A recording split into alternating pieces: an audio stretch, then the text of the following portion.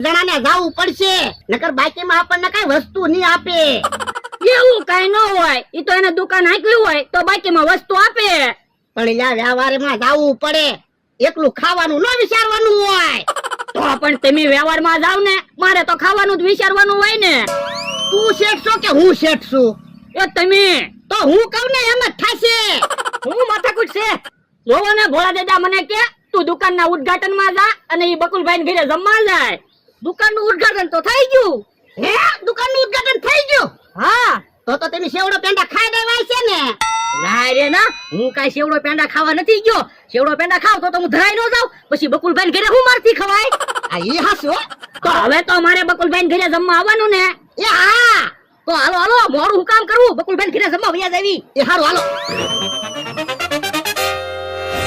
આજ બકુલના ઘરે જમવા જવાનું છે, એટલે કસરત કરું, ભૂખ તો લાગે.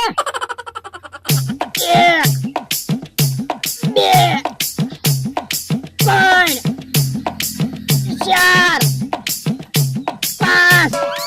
5 લાડવા ખવા હે. 5 લાડવાની તો તું વાત કરે, હું તો 10 લાડવા ખાઈ જાઈશ. મોટા લાડવા હોય ને તો 10 લાડવા નો ખવાય. એટલે તો જો ને હું ગારાના લાડવા બનાવીને લાવ્યો, માપ કાઢવા હાટું. નાનો લાડવો હોય તો 1 બટકામાં ખાઈ જવાનો, અને મોટો લાડવો હોય ને તો 2 બટકા કરીને ખાવાના. એકલા લાડવા જ નહીં ખાતો, નકર બધા તારા દાંત કાઢશે.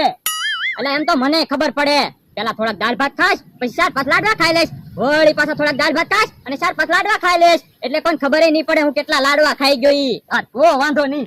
એ શેની સંસ્થા કરો, એ બકુલના ઘરે જમવા